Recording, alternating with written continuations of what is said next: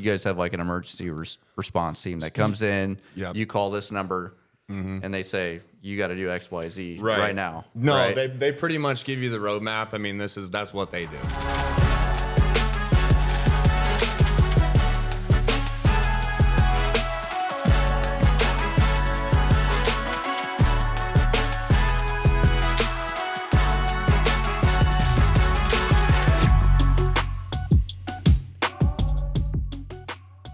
Welcome back to another episode of Push to Talk, sponsored by Beck, a Barbeck company.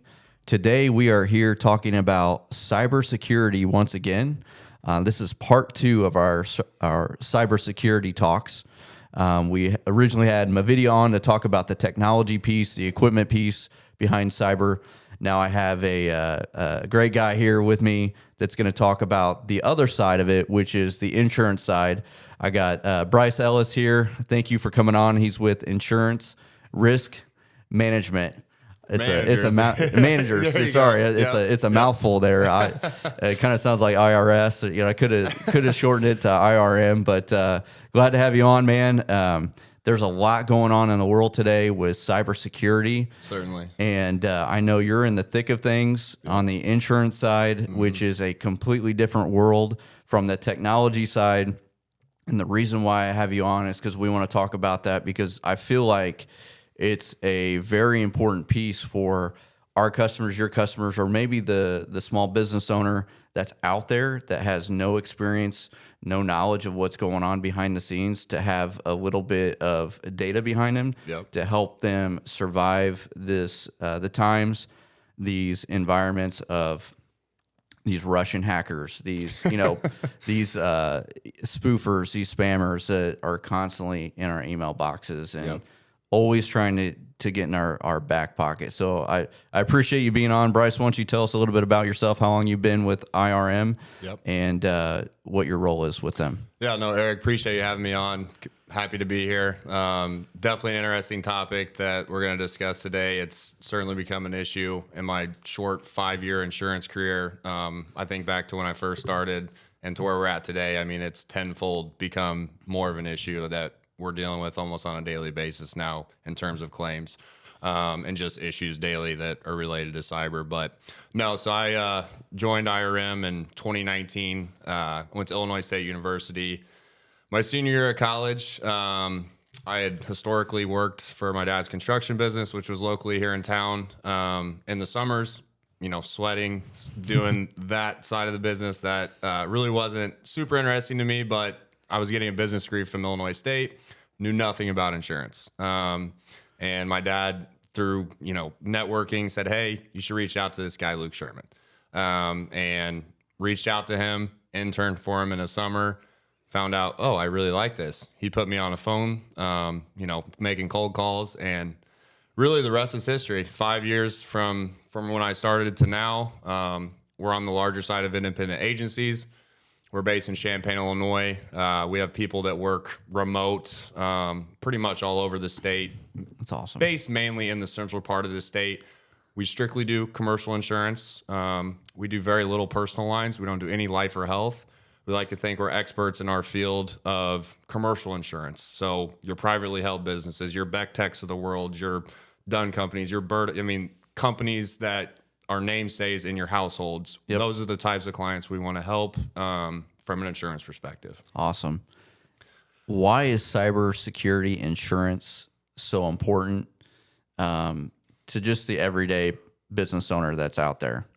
Yeah, I mean, it's super important. I mean, if you think about from 5 years ago to now, what happened between then and now? COVID. Everyone knows about what happened with COVID. So how many more people are working from home? How much more vulnerable is, you have everyone in the office, so you have everyone on one network. And now you've got, run that out. Multiple endpoints, right? Right. Now you've got all these people working from home. They're connected into these VPNs.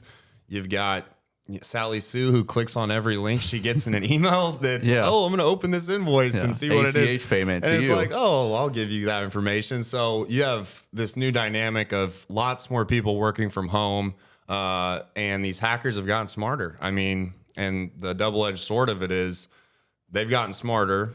Cyber insurance has gotten more popular. more claims are getting paid out. So if you're a hacker, you're going to go, well, if I can get paid more and these policies are paying this out, I'm going to keep doing that. So that's really where we've seen it get to at this point. And, why it's important, a lot of smaller business owners I deal with, and we propose to all of our clients cyber every year. When I first started, we necessarily weren't doing that, but we have to at least give them an option of, hey, this is out there. Here's how much it costs. You may think this will never happen to you. And we've had clients that it'll never happen to them. But when it does, that's really when it's an issue. And a lot of people think, oh, it'll never happen to me. I've got a one point of sale system and a cashier or whatever. What the real concern would be is if you're doing business with, say, a large vendor and you've got their information stored in your software and you have nothing. You don't have any IT. You have a router. That's all you have. Right. And that gets hacked and then that vendor's information is compromised. Now you have a third-party issue that you maybe really weren't even thinking about. Wow. I didn't even think about that. The third-party vendor, the information that's behind the scenes, right, that we keep, you guys keep, other businesses keep. And for the viewers at home or in the office here, just a couple quick stats just to back up what you're saying. According to the FBI IC3, you guys can go to ic3.org. There's all these stats on cybersecurity.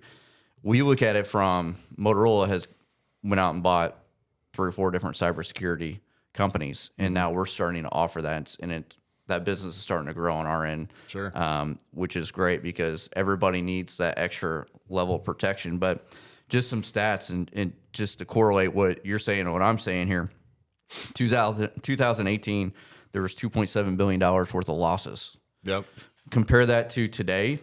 Now there's $12.5 billion worth of losses back in 2023 and over 1 million complaints to the FBI, which is crazy. And a lot of this is all due to human error. Yeah. So 3 out of 4 breaches occur because I clicked on something, you clicked on something, you go to a website that you may not think is malicious, but those hackers have embedded code or firmware into those sites that aren't protecting themselves, and now your computer's infected. You don't even know it. Yeah.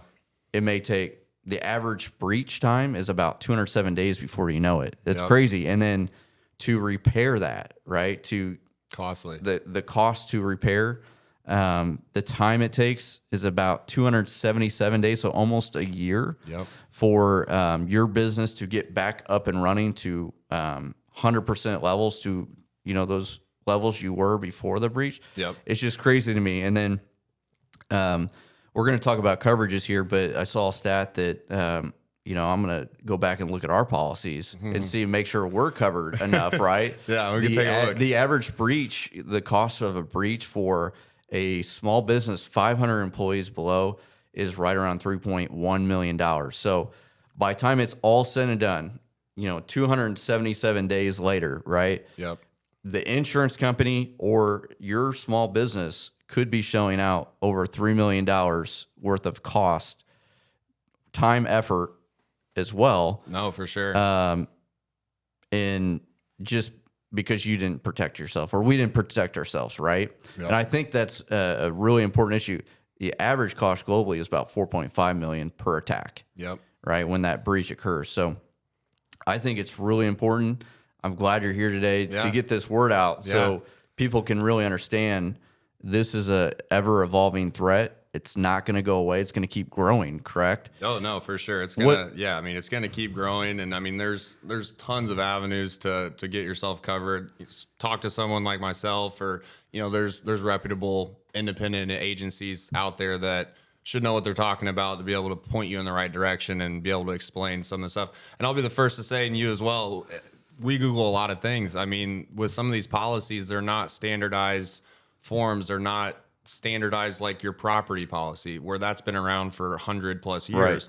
They're on what's called an ISO form, or the insurance services offices. Those policies have went through the court system for years and years and years. Yep. So people know exactly how that policy is supposed to respond. And the challenge with cyber is all of these policies are different. They're all proprietary. All of these carriers have created their own unique ways to provide coverage. And sometimes it's subjective. Of course, as the agency, we're going to try to make it to where our client's covered. Yeah. And not to say the insurance company is always going to try to not cover a claim. Right, reject a claim. Yep. If they have an avenue to not cover it, they're more than likely going to do that. So yes, to your point, it's very important to have someone that is in the space, knows what they're talking about, but also that's frank and goes, hey, we see it all the time. Year over year, we'll be with the same carrier and we'll have a renewal a year later and they'll completely change their policy for them. Yeah, I've seen where costs have risen to have cybersecurity policies in place from basically 2021 to now, right? Yep. I saw some articles on Fortune and Security Magazine. I did a lot of research, and they're saying the costs have gone up 50% just in the last year. Before that, it went up 25%. Can you explain why that's happening and what you're seeing on your end? Yeah, there's certainly different factors that are attributed to that. You're dead on. We've seen some of my clients, our agency's clients, I'm sure other agencies can speak to how much the premiums have went up. But here's the thing. If you go back and look 5, 6, 7, 8 years ago, which was a little bit before my career, but I still have access to some of this data. You could see a Beck Tech cyber policy, maybe $300 or $500. So I think at the time, there just really wasn't enough data. There wasn't really these multitude of claims happening. Now these claims are happening and these carriers are going, we were charging $1,000 for $1 million limit. That's obviously not near enough in premium. So it's the combination of they were never charging enough for it. Now there's more claims, and it's also the double-edged sword. They're paying out more claims. So these hackers and these people that are doing ransomware and these other things that relate or end up being a cyber claim, these insurance companies are paying them out. That's easy money. We're going to keep doing that. So it's been a fuel in the fire there. It's been a combination of multiple factors that have been related to the increase in premiums over the last, I'd say, 3 to 5 years. Yeah. Well, at some point it's got to line out, right? With anything. And I assume that coverage costs for policies are going to probably come down at some point once they get kind of some standards in place, which I think the federal government is right there. They're pretty close to getting that done. Yeah. On PCI, everybody's got HIPAA and PCI compliances, and there's I'm sure there's other compliances in your world that businesses have to abide by. But I think the standards of that risk is coming in, from a government perspective. Can you talk a little bit about your coverages, what you're trying to coverage? I know we had like a checklist we had to go through and say, do we have multi-factor authentication? I know that's getting big. A lot of apps have it. A lot of, you can get it on your email. A lot of things that are out there. You have the MFA. What type of requirements, what type of coverages are you seeing? Are you seeing enough coverage? Are these small businesses, are they planning ahead, to associate their risk versus what your risk is? Yeah, I'd say for the most part, the policies that are out there now are covering the breadth of the issues that could happen. There's certainly some pockets where I can speak to a little bit later, but just some of these unique situations where it's like, that's kind of gray. I'm not sure if that's really going to be covered or not, which brings it up. And it's like, hey, we've got to discuss this with our clients. It's also just knowing what your clients do. Like if they're in manufacturing or if they're in retail, whatever it is, tailoring that conversation, not just in a broad perspective of, you just need cyber insurance. We're going to give you the most 5 basic things. It's like that may work for you, but not for everybody. But you've got to pretty much these days, it's going to be a lengthy application, 5 to 8 pages. It's going to have acronyms you've never heard of. You're going to have to Google a lot of stuff. You're going to send this to your client and go, hey, just let's do this in chunks. Let's talk through this. They're not going to know what half the stuff is. But the main chunk, the ransomware, the network liability, multimedia stuff, really the most interesting thing that we've ran into, I'm not sure if you've ever heard of what social engineering is. No, I have not. What is that? So it is crazy. So, and kind of going back to your or what we were just talking about a little bit earlier, where you talked about how long these claims take to close. So here's a very interesting thing that we see happening. So social engineering. So say you've got your email address and your accounting department, whatever. So someone's hacked into your email and your accounting department, and you have no idea. They will sit there and monitor your email for 6 months, 3 months, whatever it is. And they'll wait. They'll know how you talk. They'll know when you send emails. They'll know everything. They'll know your signature line. They'll change one part of your email to where it looks very legit. Yep.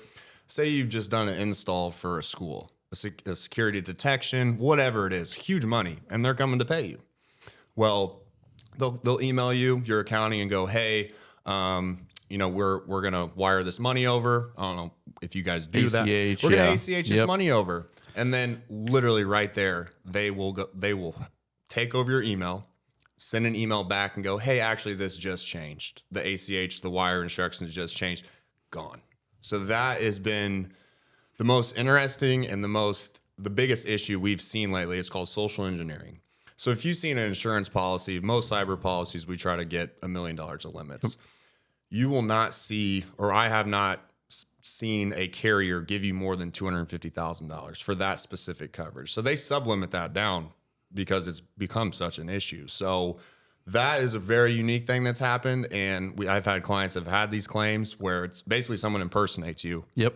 But they've strategically done it and they know exactly how it's crazy. No, recently we've seen people try to do that in our emails, and quickly had that conversation with internally, saying, hey, you can't click on everything. Yeah. It may look like it's coming from us. If it doesn't look right, hey, you need to call somebody. You need to verify. Yeah. I'm not saying on the ACH. I'm just saying basic, emails, right? Like, hey, I got this weird email from you. Mm-hmm. Don't click the link. Don't if something seems off, call us. Let's change the password right away. Yeah. And get them out of the system or whatever. So are there any other subgroups that you guys, from a coverage perspective that, you have a blanket $1 million policy, but are there subtypes, subgroups that you guys outside of social engineering that you guys look at, like endpoint detection, email? Is there anything on email, like how much, of some, malware, ransomware? Is there anything like that, or is it just kind of a blanket coverage at this point? Yeah, I mean, a lot of the policies you can get, I mean, we, again, try to push for $1 million of limits. That's typically what we see, but there's certain stuff like the social engineering. I mean, I'm just looking at a policy now. They have telecommunications fraud, hardware replacement is sublimited down to $50,000 in a specific policy. So and $50,000 isn't that much. No. It just buying a server, just from a camera perspective. I'm sure you can. It's anywhere, depending on the amount of cameras and amount of data you need to have on the storage for that. Could be anywhere from $30,000 to $50,000. So you're talking, if you have a business that has a PC at every desk, could be anywhere from $1,000 to $1,500 per PC, right? If it's completely wiped and useless, no, for sure. And then with this specific client, they don't necessarily have that exposure. But if you're working with a company such as Beck or someone that's tech heavy, or just even has a lot of employees or multiple offices. Yeah, I mean, if you get a bad cyber issue, just the hardware replacement. I mean, the crazy thing is when this stuff happens, I mean, they give you forensic IT groups that come in and they figure out what exactly happened, how to prevent it in the future. They give you like a PR group to, manage your reputation if that's caused issues. Is that all part of that package? Yeah. So most of these policies are going to give you some sort of forensic IT group. So a lot of them, hey, we've got an issue. We know we've been breached. We've been hacked. They're saying, oh, you're our payroll or all of our personal employee data. We're going to $100,000. We're taking it, or we're not going to give it back. So a lot of these insurance companies have 24/7 hotlines because this stuff happens any time of the day. They could be overseas in Russia or wherever they're at. So, I mean, you call them and they pretty much get on the ball immediately with forensic IT. They try to get into your system. I've even seen where you get a negotiator. Really? So part of you guys have like an emergency response team that comes in. Yep. You call this number. Mm-hmm. And they say you got to do X, Y, Z right now. No, right? they pretty much give you the roadmap. I mean, that's what they do. We don't do that. Right. We place them with a company that's what they do. But yeah, I mean, it's pretty in depth, the stuff that they throw at you to try to. I mean, because they're trying to mitigate their costs as well. Because I mean, a $60,000 ransom, could turn into a $250,000 issue if it's not handled properly. Now, from a coverage perspective, you got $50,000 for equipment, right? Someone could be out an extra $150,000 for that. Excuse me. What about that ERT team? How, do you guys have a $50,000 limit on them? Is there, when you guys build out these $1 million insurance policies, right? Mm-hmm. Is there a limit to what has to happen? Yeah, so you usually try to get that portion of it included in the insuring agreement that has the $1 million limit, just because, I mean, if you get a forensic IT and a PR group and XYZ plus a ransom payment, I mean, you're talking to multiple six-figure issues. So you don't usually want to have that portion of it sublimited down because, and most carriers understand that. They know that that's something that to mitigate their costs, they have to basically go, hey, we're throwing the kitchen sink at it try to get it handled. So typically not seeing that portion of it sublimited, but again, that takes us back to a lot of these cyber carriers today are all different. I mean, all these forms, if you go from carrier XYZ, the interpretation of how they're trying to provide coverage is vastly different. Like if you pulled up a property policy and Beck Tech's property policy and another one of my clients' property policy, if it says ISO, whatever the form date is, I can tell you those are the exact same, and they've been tried and true for 100 years in the court system. A lot of these policies haven't. They're fairly new, and they change all the time. Yeah, and they'll get better as more government regulated, right? Well, we hope, right? What happens if a small private business, medium-sized business doesn't have cyber insurance or has just like a really basic policy? Outside of paying thousands of dollars, is it just loss of data? Can they come back to you and say, hey, we need to up our policy? What happens from that standpoint? If they get ransomware, they didn't really have a whole lot, now they come back to you. Is it like when you get in a car accident, your rates skyrocket? And that's pretty much on the application. It's have you ever been involved in an incident or had prior notice of an incident? Yeah. Which that doesn't immediately knock you out of getting coverage. It certainly puts you in the bucket of higher costs, which I mean higher that's risk. Common sense.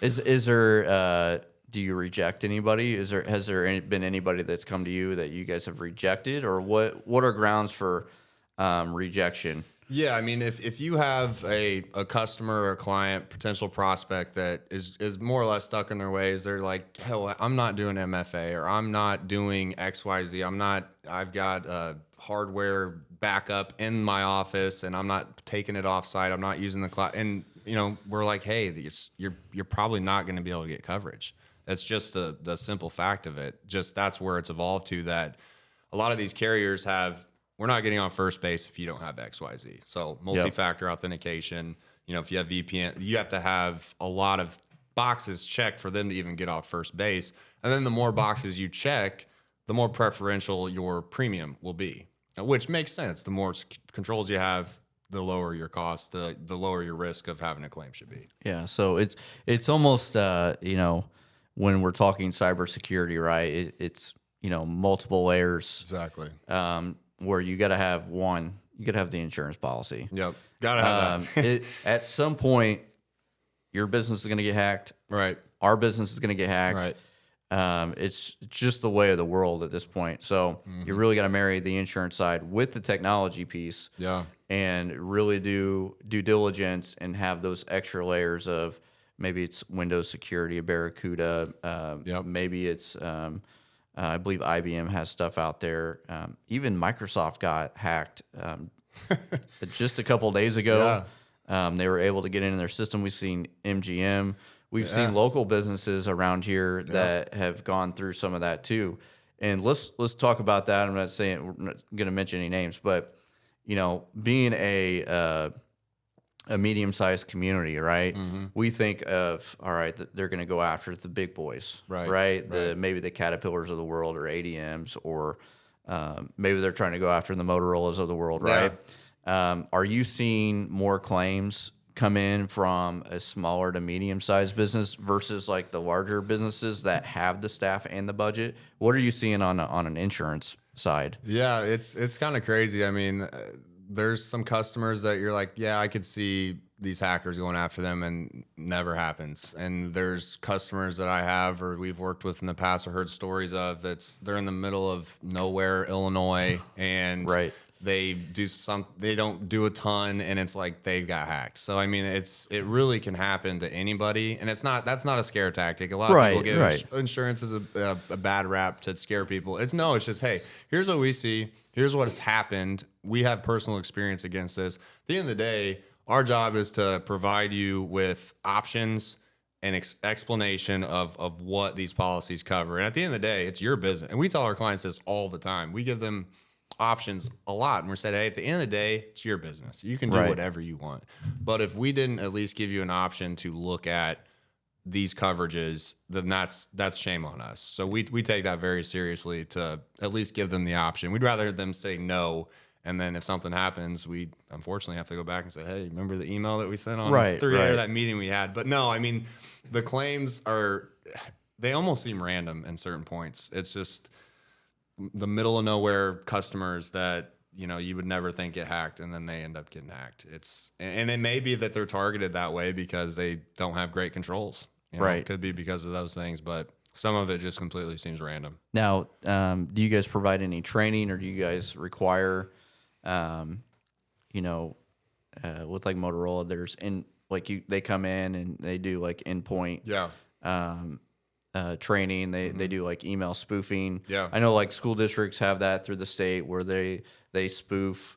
Like they have to run spoofing tests, like spam testing, like at least two times a year, 3 times a year, or whatever. And their teachers have to, like, if they click on something, they say, hey, gotta go through training, slap your hand and say, you can't do this. Yeah. From an insurance side, you guys require training. You guys require these small businesses to have that in place, those policies in place, like, hey, you got to do this 2-3 times a year. Yeah, and that's where we've really it's been a breath of fresh air with some of our clients, because they're actually asking us about these things. They're going, hey, what can we do to be better? And that's where we get excited. We're going, hey, these people really care about this stuff. And that's what's nice with some of these cyber carriers. They actually provide that stuff.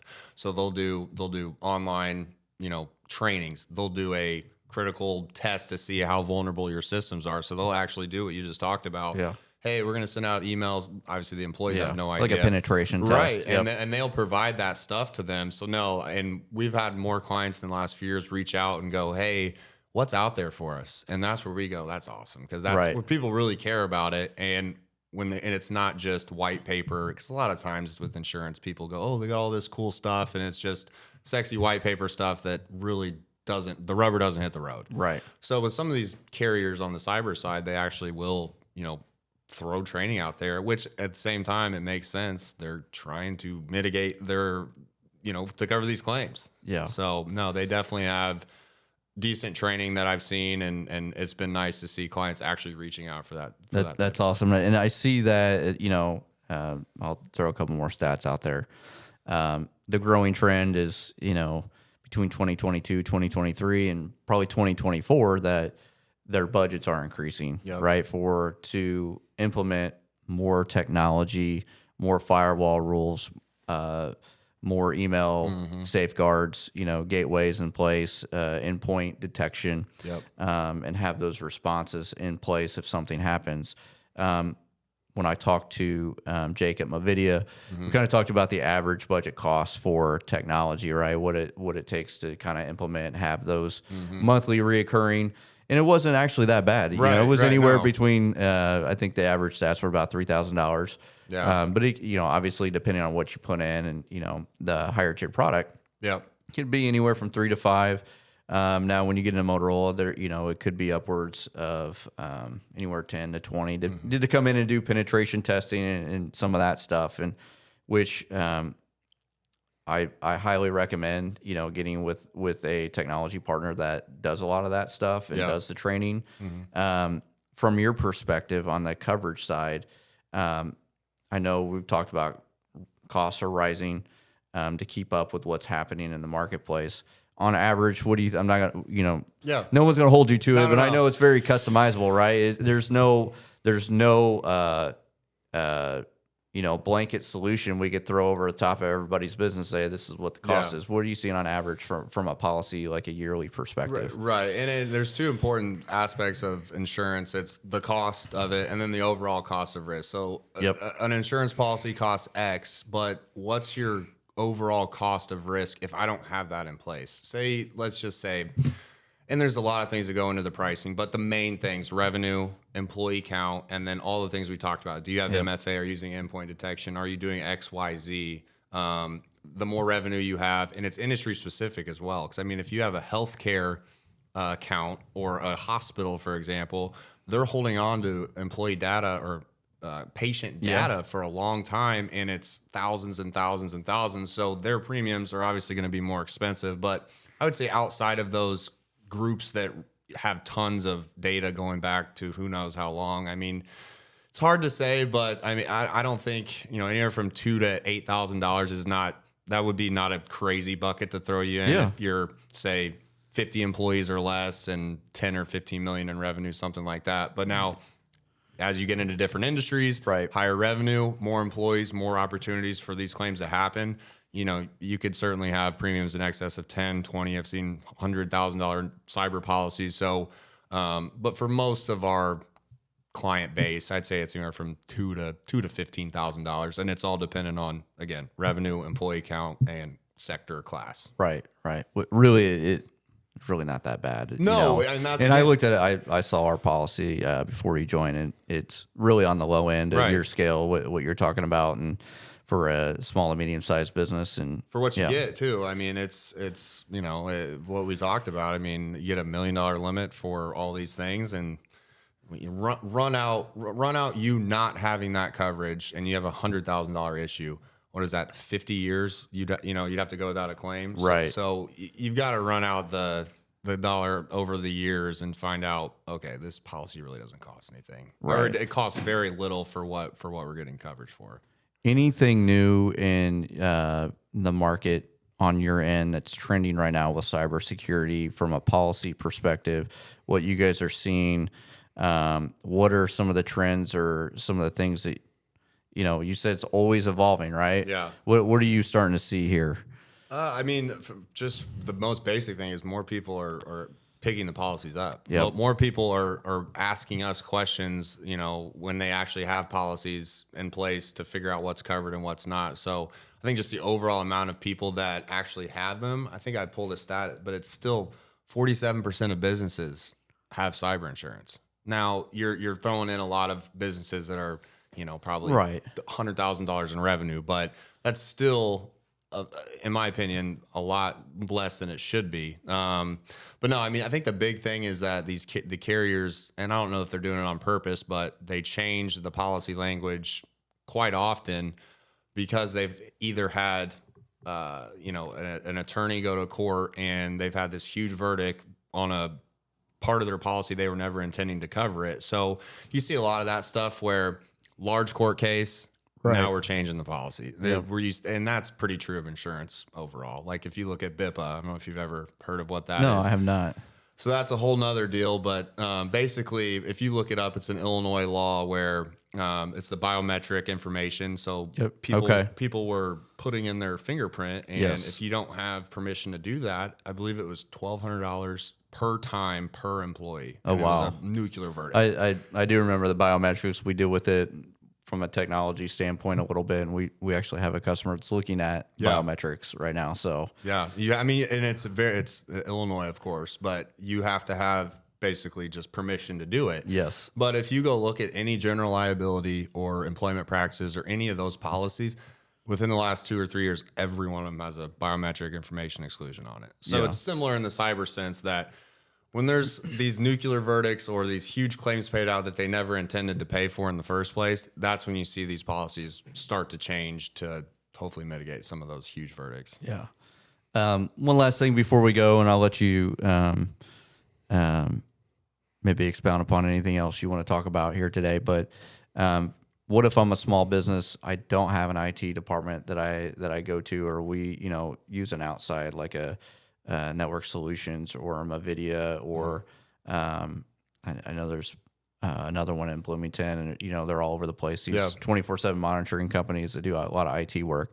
What do you guys help provide a solution on the back end, or help guide them when they're going through that spreadsheet of what they got to fill out for your insurance policies? Yeah, no, we're very, we try to be as helpful as we can because we know insurance to a lot of people's foreign language. They don't Right. know what all these acronyms mean. So we, a lot of times, if we're trying to help a small business owner out to obtain cyber insurance and they're staring down a 7-page application, we'll get on the phone with them. And if there's stuff we don't know, we'll get the carrier on the phone or an underwriter and go, hey, let's talk through some of these things. What is your intention for asking these questions? And if there's stuff on these applications that maybe a small business owner is not doing or can't afford or just doesn't know, depending on their geographical location, we'll try to point them in the right direction because we know tech companies, we know Right. IT places to try to help them get, not break the bank, but get them in a spot where they know what's going on and try to guide them through an application so that they can get coverage and have it actually,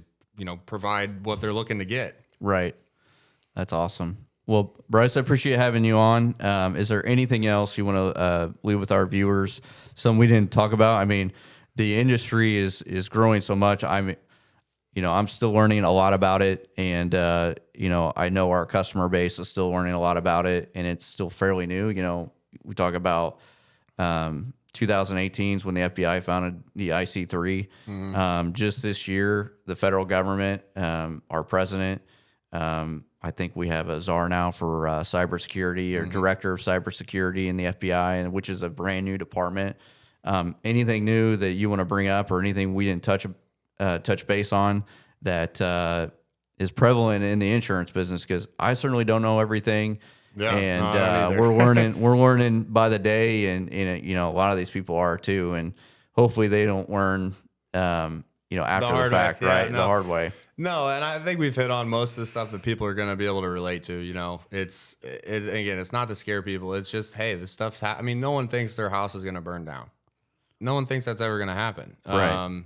If you do, maybe that's you've got a bad outlook on that. Yeah. But and the same thing with cyber insurance or any other insurance or just anything bad that's ever going to happen. It's what can I do to try to mitigate the worst case scenario out there? If you were to come to me and go, hey, these cyber policies are $100,000 a year, people are going to go, I can't afford that. I can't do it. But it's the cost of where this stuff, some of the stuff is at now is reasonable for what it provides coverage on. But again, it's ever evolving. I urge and challenge business owners to reach out to someone like myself, to reach out to companies like you that can speak to some of these situations where these issues happen and hear it firsthand, so that you don't have to go through that whenever it hits the fan, and to really understand what you have going on in your business. And they shouldn't know that. That's why they come to someone like me, right? To whoever an independent agent is or someone that knows insurance.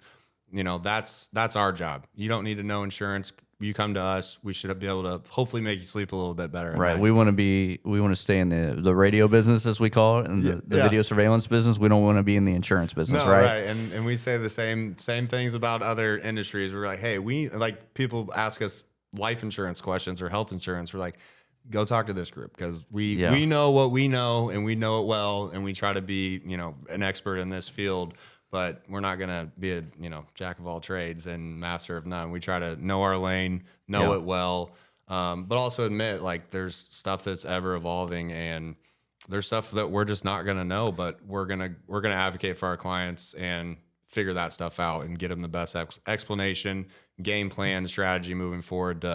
Because at the end of the day, they got a business to run. They shouldn't have to worry about getting hacked and all the things like that. They may worry, but they should know that they've got someone on the insurance side that cares about them, looking out for them, and has hopefully put in the correct policies and procedures in place to try to mitigate their worst case scenario. And since it's ever evolving, it should be a yearly thing where you're sitting down with your insurance agent and going through these, because like you said, there's court cases that have happened or will happen in the future, and laws will change and will constantly change, and they will change quickly due to cyber, correct? Oh, no, for sure. And part of what we do is we do a coverage checklist for all of our clients, and cyber, there's a tab for cyber. It's in an Excel spreadsheet. So in every year, we're talking with our clients about new stuff we're seeing. If the carriers changed forms, because legally they have to send out notice if they're changing coverage. So if you're an insured, you're going, what is this? And I just got in the mail. I have no idea what this means. So we have to know on the back end, hey, this is what this means. This is how it implicates you. But no, it's a yearly, if not multiple times a year, touch point with your client. And that develops trust and a relationship. Yep. And that's what our business is about. Same with you guys. Yep. It's over the time, developing the relationships, trust, even when stuff is bad, getting them bad news early with a game plan, a plan of action. That's really kind of our motto is just having a strategy, having a game plan for our clients, keeping them informed, and just developing that trust and relationship over. Hopefully, we keep our clients through the dark times, right? Trying to get you through. And people will remember that if you took care of them, if you handled it the right way, even if it's a bad situation. We've seen with my own clients, and I can speak to other people in our office, bad situations that end up really solidifying a relationship for a long time. But you can also do it the other way. Yep. If you fumble it, if you treat a customer terribly, if you don't handle their situation correctly, if you give them bad news at the last second, it's a good way to get fired. Yep. I know. Is there a good way for anybody to research like a company like yourself, or when they're out kind of judging, insurance companies, maybe they're shopping around a little bit from a response standpoint? Is there anything that's out there that they can look at, read about, or cybersecurity is really just kind of this touchy-feely thing that people don't want to really have it out in the news, it probably have some of that data out there on what happened. It's not. So, I mean, I did some research. I think it was like 1997 was when the first cyber policy was out there, when the internet hit. So, I mean, it's been out there a long time. And again, I think that's where it's important to try to lean on someone like myself or someone in the space that knows what's going on. But I'll be the first to admit I don't know everything. But we both can agree we can hit the Google pretty quick. That's right. And try to get people there that do know or find the answers to your questions. And we do that. Like, hey, if I see a link or a news article or a court case that's relatable to a client of mine or in our industry, just shoot it their way. Just give them a quick couple sentences and just show you care about what they have going on. And it may not have anything to do with them, but try to relate to their business of stuff that's actually really, really happening. And just try to add value where you can. But no, there's Google University, man. That's part of it. Awesome. Bryce, I appreciate your time today with Insurance Risk Managers. Got it. IRM, not IRS, everybody. So if you get a call from this guy, not the IRS. He's not the IRS. No, we really appreciate you coming on here because we feel that it's important to bring value not only on the technology side, but also to bring someone like yourself in to help educate our clientele, maybe non-clients, non-customers, about cybersecurity. Yep. And this is just another part of that. It's going to keep growing, evolving like we've been talking about. So I appreciate your time. Go online, follow us on LinkedIn, Facebook, YouTube. This will be out soon. Yep. And we appreciate you. Thanks, Bryce. Appreciate you. Yeah. Thank you.